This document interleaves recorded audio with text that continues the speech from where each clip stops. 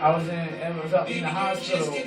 I know, and I was trying to come up there, but you don't have one here. Yeah, I was up in the hospital, and I was getting phone calls about people around the way talking some shit. So I was like, as soon as I get out the hospital, I'm going straight into the booth. I'm like, these motherfuckers know what it is. So you can't respond to everything. No, like this was on like he's an angry. When he says he's an angry black Sicilian. Okay. Every time I come to the house, she's got a hotter gun. Like every time I come. But see, look, like with me, being, you know, I'm a different rapper, being a trans rapper, and there's a lot of other trans rappers as well. Definitely shout out to B-Dot, definitely shout out to MzzAmirraO, Lucy, B-Dot, Sexy Lexi, you know, definitely shout out to all the girls that's rapping right now. But it's girls that want to come at me and want to try to make disses and all this kind of stuff. I mean, I understand that you can't address all of them. Exactly, you can't, especially if they're not above you. If they're not, you know, nowhere near you, I wouldn't even. And it's like okay, like years ago when we had the keys thing with yo, I don't say her name, but yo. And the reason why the disc was made, the girl made the disc back in Keys was because Keys had went on. Al Shipley had done a review of her project, and he disliked the album. Like, he disliked the project. And he compared her to a couple of the other female artists in the city. And she was like, you can't compare me to these bitches and da-da-da-da-da. So the one female artist, she did a disc about it, and they filmed it. Right. You know what I mean? And the people didn't understand what the concept behind it was. But nobody pounced on that to actually elevate either one of them. Like, Keys, like, she got on stage with Lil' Kim. Right. And you know, and everything. But she never went any further with that. No. And she had people backing her. Like, it got to the point to where people were calling the girl who dissed her and was like, yo, we got money behind her, right, and you're fucking our money up. Right, but does Keys write? Does Keys a writer? I don't think so. See, that's the thing. Like, you can tell a writer from... Let me tell you something. I don't care if everybody in my team, whoever leaves me completely, I will go back to that recorder and then they go on YouTube, you know. Like, I would do whatever I gotta do. Like, I'm not gonna stop making music. I'll make music regardless. But you can know some artists can't make music if they don't got certain people around them to get it together. And I don't really look down on it. I think I would like to work with other writers that could probably bring more of a pop sound to me, or, you know, give me more of that melody type. I need more R&B type hooks, and, you know, that's what people listen to these days. Yeah, and it's a lot like I don't listen to what's on the radio. But when I'm in the clubs or whatever, at the shows, that's what the DJs play during the sets. So I'm hearing this music and everybody's like jumping up there and all this, and I'm like, I don't know what the fuck this is. I don't know what this is. Who is this? Like, it was a song that the dude Verb, he's an artist, he's also like a battle rapper and everything else. Like Verb, I watched Verb spit for 16 minutes straight on stage, just freestyle. And he's phenomenal. So I had his mixtape project, and there was a song in there, and I was like, oh, I love this beat. So I'm in 5 Seasons one night, and the beat comes on, and I'm like, oh, they can replay Verb. It was a Meek Mill song. I had no idea what it was. Oh, okay. I had no idea. I was like, who just dropped a project? And see, even when I first came out, because you was talking about imaging and everything, my videos was black. Like, I wouldn't let people see how I looked. And it would just be, you would just hear me. And I remember a lot of people comments was like, oh, you must be big and fat, because why you not showing yourself? But the whole point was I wanted people to listen to what I was saying before they see, you know, what's going on. Right. You know. And that's a smart move. Yeah. It really is. Like I said, you got everything right there. Like, you got the knowledge, you got the ideas, you like everything. So like I'm just like, okay. You need a manager for what? Yeah, you know, I work with House and Stars, so I have a big project I'm working on in 2 weeks. I can't talk about it, but people will be crazy when it drops. There's a lot going on. My album will drop at the end of the summer, so I'll be doing a video for the second single, probably in the middle of the summertime or whatever. But there's definitely more projects coming out just to kind of hype up the album and everything. I'm always working with FMG talent. I just have to get down to Atlanta. Whenever I get down to Atlanta, I can do videos. I was just in Houston. I was just in Houston and New Orleans, and I was going to take pictures because that's what I do with the artist. He paid for my airfare, and he paid for one hotel, and I paid for the other one. That was in New Orleans, because I was paying my own way. So he came here Saturday. We leave on Sunday. He came here Saturday and sat in on one of my interviews because we were talking about car rentals and stuff. He was saying, we shoot a video. I was like, oh, okay. He's doing a project with somebody in Houston. And he was like, oh, we're shooting a video. I was like, oh, who's shooting a video? He said, you are. I am. I was like, what?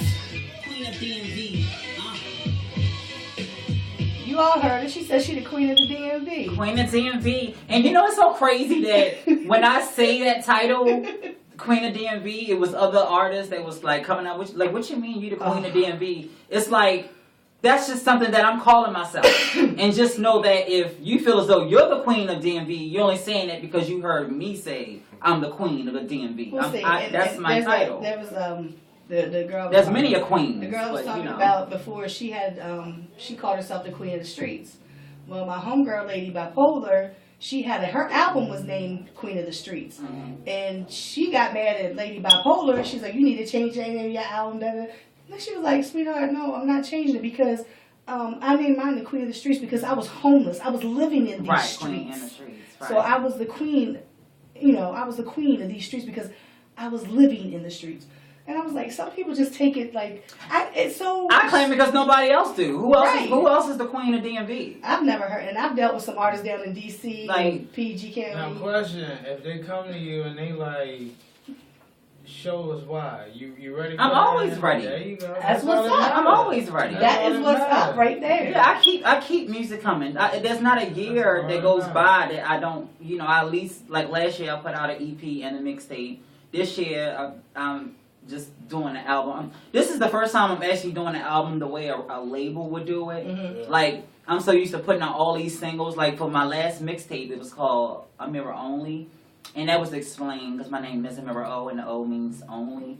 So I decided to title the mixtape that to kind of explain, because people always like, what does O mean? I'm like, it means only. So I titled the mixtape MzzAmirraO Only.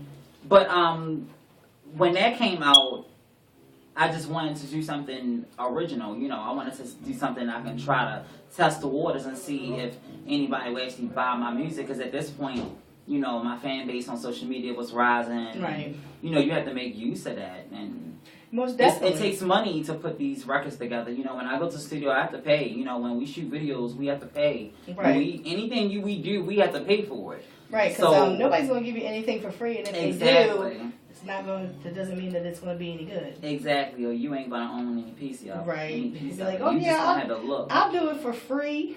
Really? What's it going to cost me in the end? Oh, what's it going to look like? Yeah. Cause like but you know what? It's a lot. Then again, it's a lot of, but well, not a lot. It's two producers, Nikki Andro and Zora, who's given me a lot of instrumentals for free. Yeah, well, and that's my trans sisters, and that's just the relationship we have. Right. But at the end of the day, if any of them records pop, Funny Beats, believe I'm gonna hit them off with theirs because they're very talented. Most definitely. So, where do you see yourself in? I always hate this question. Somebody asked me, where do you see yourself in like 5 years from now? 5 years from now? Just 5 years, because 5 years is gonna go by real quick. But where do you see yourself in like just 5 years? 5 years, I see myself hopefully being the king and queen of hip hop. Okay. I want to be. I feel the king and the queen. I feel like 5 years from now, I want to be at the top. I want to be, heading to the. You get a peak. Mm-hmm. I feel like 5 years from now, I should be getting close to my peak. Mm-hmm. Before I can start to settle down. Because when I get in my mid-40s and stuff, and I get older, that's when I want to start actually signing my artists and putting out the younger girls and the younger boys and have a little girl group and put them out in, because I know this business. Right. So I'm going to have my hands in this business regardless. Right. You know, and if I don't make it, I'll make a career out of just making vlogs, disrespecting all the people that did it. I'm going to get it regardless, you know, because I don't care about mainstream artists. Right. I don't care about you. I don't care who you is. I got a record coming out that's coming at a lot of mainstream artists. I've talked to my management, because I talking with as far as House of Stars, and I also talked to Tiki Stanley, and I was naming. She heard some of the things I was saying, and some people she was like, "Don't say that."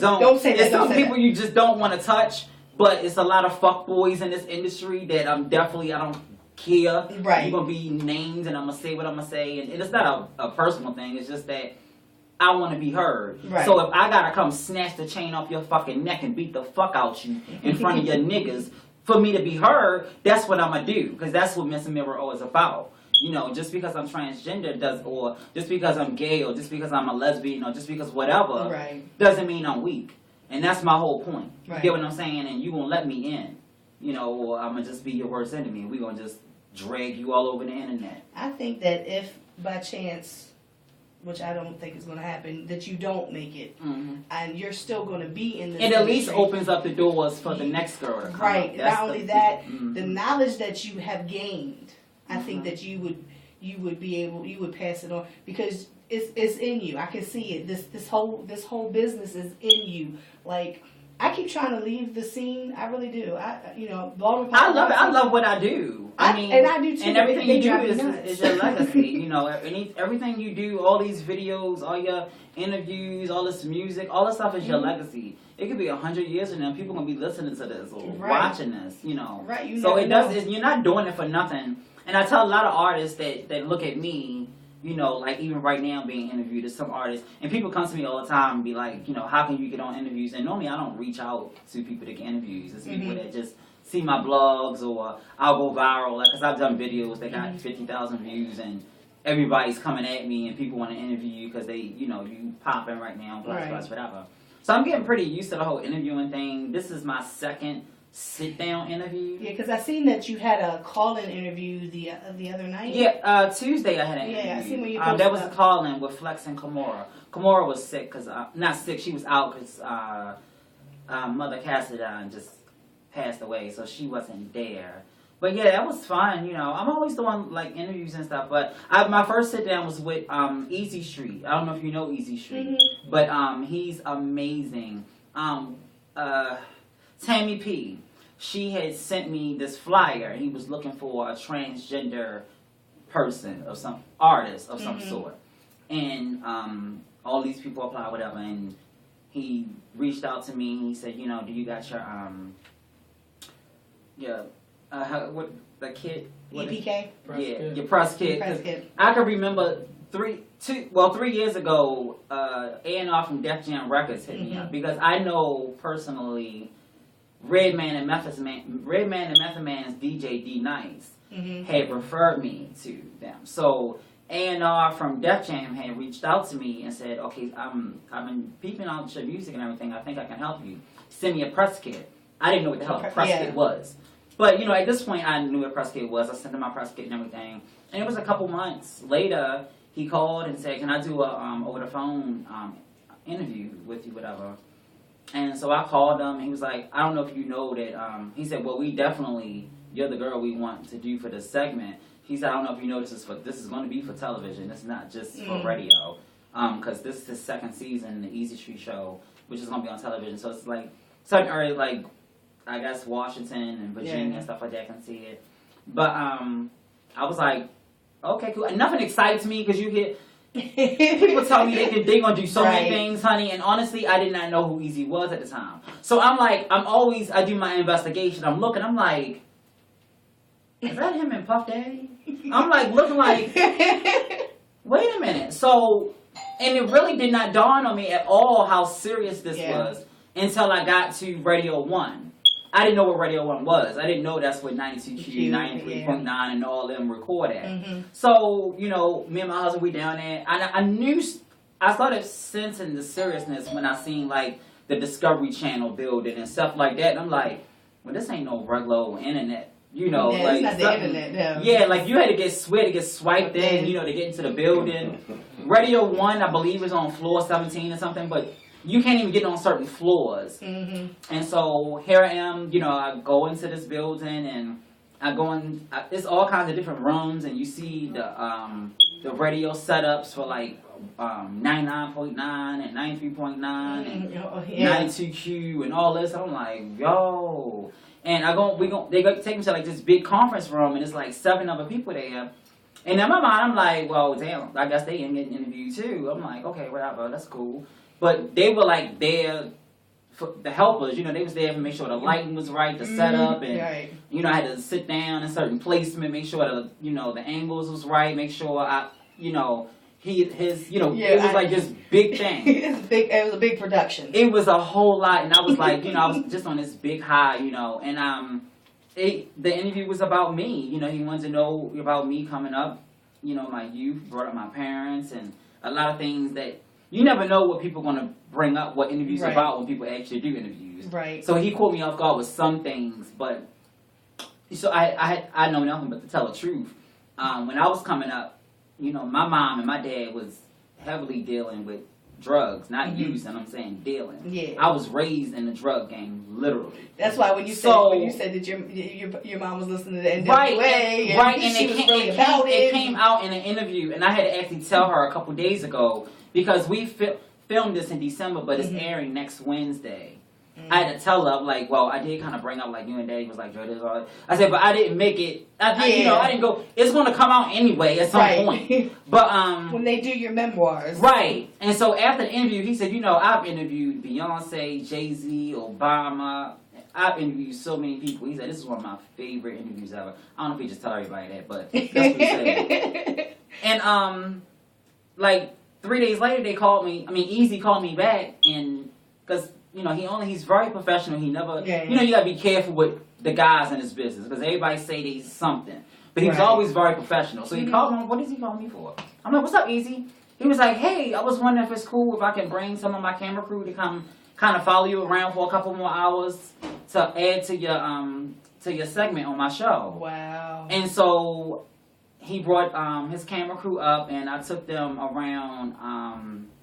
Because I grew up all around East Baltimore. So I took them around the meat rack, Calvert Street, North Avenue. I took them around there because that's also a part of my past as well. Right. You know, and so I just pretty much walked around the hood, you know, and I told them this is where we used to be at. And then so much changed in that little area, you know, St. Paul, Calvert, you know, with a girl, the meat rack, honey, with all of the dragons and honey, all that. I took them there. But it was in the daytime, so it wasn't nothing really going on, you know. And we got shot scenes of me, like, trying to get into the playground, but they locked that down. Like, you gotta, like, you can't just go into the playground no more. But it was such an amazing experience. And we shot that back in December, but it airs Wednesday, the 30th. It airs. That is awesome. Yeah. Like I said, I'm glad that Kevin reached out to me and asked me about, because I was like, because 3D asked me, he was like, who, or was it 3D? Somebody asked me who I had on tonight, and I was like, somebody I don't know and somebody I do know. They were like, what do you mean? I was like, you know me, I give like my showcase. I would, if somebody wanted to do my show. Okay, well, here's 15 tickets. You get $75. I get $75, and you get to rock the stage. I've never listened to their music. That's not my place. My place is to let you have a platform. So what I do is I give people a platform to come in here and talk about themselves and what they're doing, their music, to play their music, get people familiar with who they are, record them, put them on live on YouTube, and then they can share this interview later on with people or whatever, and hopefully get you new fans. Hopefully get you new people who want to work with you. Hopefully, you know, that's always more experience. The more things the more. That's what I'm just comfortable being in front of the camera. I think because I'm a blogger and you know I do my skits. I don't know if you got into any of my videos. No, I haven't, but my video, I'm a mess. The music is a whole. You have a whole other side. You cannot be any worse than Just Hilarious or Country Wayne. These are comedians that I follow that are. But I'm not the. You know how on social media you have the clowns. Right. You have the people that do anything to get that following. I'm not that girl. You know, I actually give you comedy. I can say something that have you tears in your eyes. You know. Right. So I use that to kind of build your audience up. Right. And like being though I don't get many opportunities to perform, I book myself on Facebook. So I would. Didn't we go? Yeah. I did a whole lot. It wasn't live then at that point. We recorded in our basement. We had the flashing lights flashing, and my husband recorded me. Yeah, I did a whole. I went through 3 songs, and I didn't like how I looked, so I ran upstairs, changed outfits, did it all over again. The whole show. Remember the whole look and everything. Yeah. Did the whole show all over again. Posted on Facebook, over 12,000 views. Mm-hmm. Like they loved it. They was going crazy. So I just create my own ways. You know. If you ain't gonna book me, I got a platform of my own on my own social media pages that I can, you know. And you know what? And that's what sometimes that's what you got to do. And people are gonna, like I said, I'm aware, so other people are gonna be aware because, like I said, I've definitely got to check out your vlogs and your more music and videos and all that. Yeah, because I'm just a regular artist or entertainer all around. You know, I like to express myself through my music.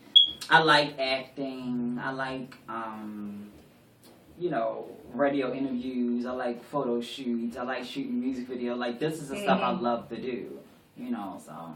Well, like I said, I think you're going to be doing a lot more of this. And I foresee you going a lot further than even probably you even... People say that all the time, but me, it's not that I don't believe in myself. I just know that you never know in life. You know, you're what I call myself a realist.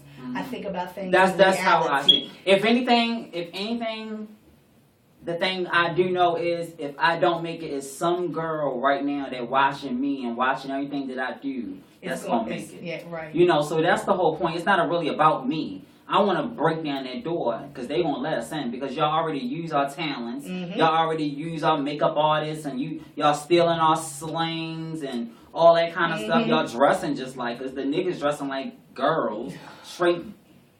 I seen the picture of the dude with some damn pants on that was so damn tight. I don't know. I wear men's pants all the time now because they fit me so perfectly because they're tight at the bottom and then kind of like baggy a little bit there. I love it. But, you know... At the end of the day, you know, I'm gonna make my way through. Look at Hood. So Hood, I'm gonna ask you where you're gonna be at in 5 years, but I already know you're gonna be still making your money and got your studio running up. What else do you have? I mean, do you have 5-year plan? I don't wanna be a king. I don't wanna be anything like that. More so, give me the deed to the castle. Let me be the nigga you pay rent to. Right. You feel me? Like, I that's one reason why I never moved. A lot of people that I come in contact with be like, oh man, I can't fucking stand this city. I need to move out. It's too much going on. I'm going to Atlanta. I tell them I got niggas in Atlanta that moved down there and they struggling. Yes. I'm moving to New York. I got niggas that moved to New York and they can't afford it. Right. Like, my whole thing is this. I want to be that guy that brings... Not even bring. I want to be the Def Jam football tomorrow. Like I don't want to. I don't want to have to. I'm leaving, so don't nobody else have to. Right. That's the point. And like I tell people, it's possible. You just gotta wait for it. Like watch that move.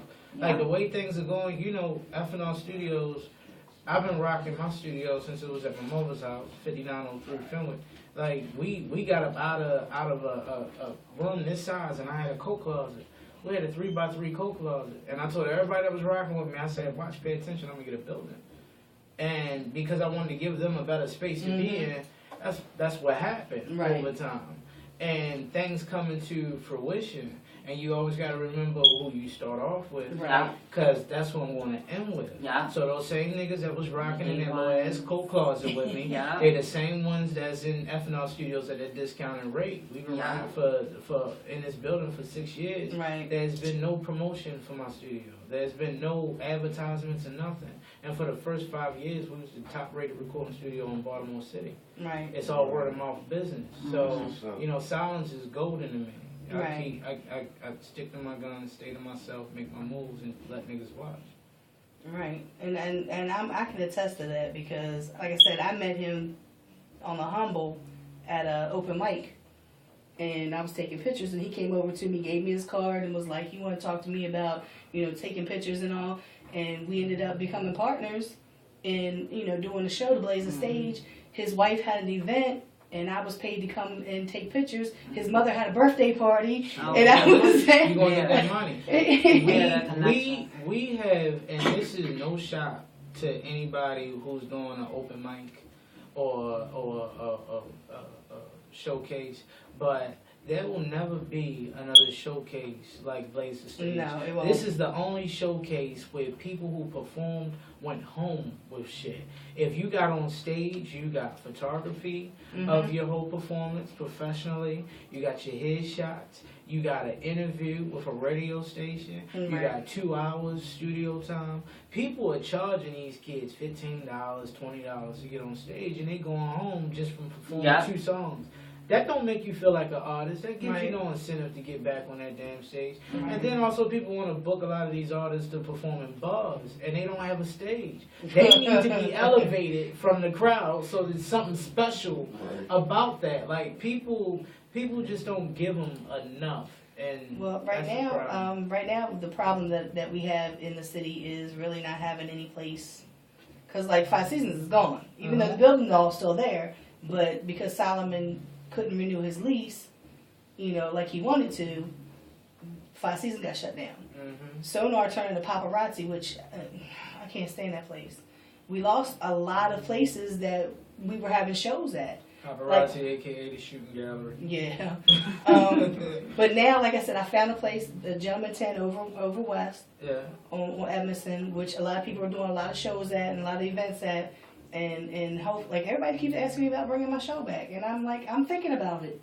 You know, I mean, I would leave out of there at the end of the night and not have any damn money in my pocket, but all my staff got paid.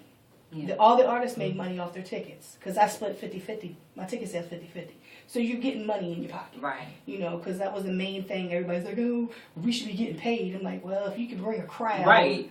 How you get paid if nobody comes to see you? They just there. It's gotta be fair. Right. Like, the artist has to feel like an artist. And, you know, we've been through the struggle. Not only were we throwing the show, but I think a couple times I had to hire a host.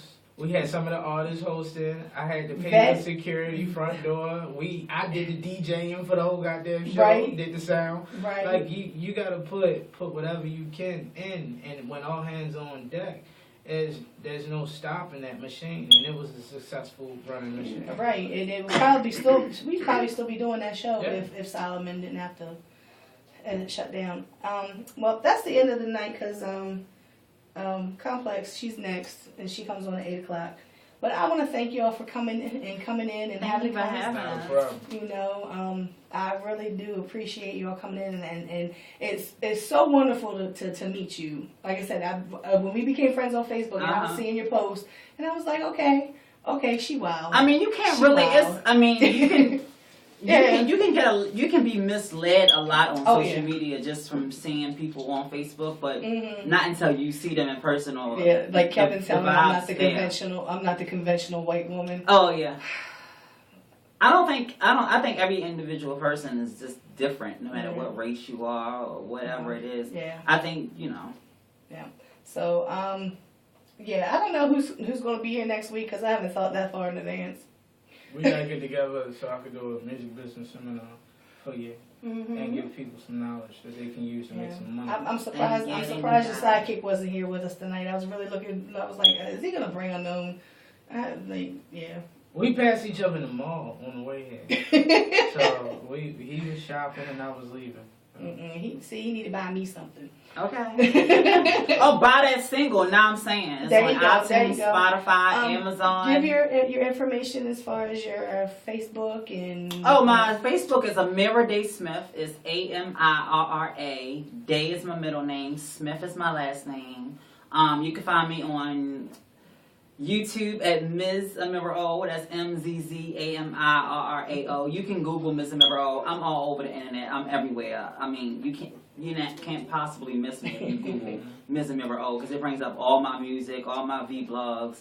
I've been doing this for so long, so it's so much material out there. It's just the fact of you looking, actually finding me. But the single, now I'm saying, is like big right now. Like I'm getting it edited right now because we want to get it on the national radio. Yeah, so definitely shout out to everybody that supported it. Definitely shout out to the House of Stars, Nikki Andro, Lucy, the whole crew, Zora, you know. It's Miss O, my Vixens, because they tuning in. I was sharing the, the flyer, just telling people to go ahead to the page now because we live. Because the lurkers, people want to see what's the live is the live, because it can go any way. Right. And Hood, you can give your information? Yeah, right now you can find me on IG, GHOOD 410. It should be simple. If you can't find my page, find the hashtag Zone39. You'll see my face. Anything dealing with cigar smoke, more than likely is me. Also, the studio, F&R Studio, short for Felony Records. We located up Tulsa. If you need to get in contact with me, 443-600-9609. And whatever's left, I guess. Just hit Lisa up and I'll get in touch. Yeah, call Lisa. Lisa. Once again, you listening in the Spotlight Radio with Lisa Stern. There you go. No stuff. No. The Baltimore Paparazzi. And no, I have nothing to do with Paparazzi Nightclub. All right, well, I'm going to close this show out with my favorite song from G Hood. I love this song. So catch me out here next week, 6 to 8, Hard Body Radio. Like I said, I have no idea who's coming next week. I'll figure it out between now and next week. Y'all be safe. Oh, it's that mission. You crazy. This is my favorite song. Yes. Are you gonna know what it is? Huh? Yo. No, there ain't nothing in there. That's That's my good sound. I want No, Where's the you got a bathroom in? yeah.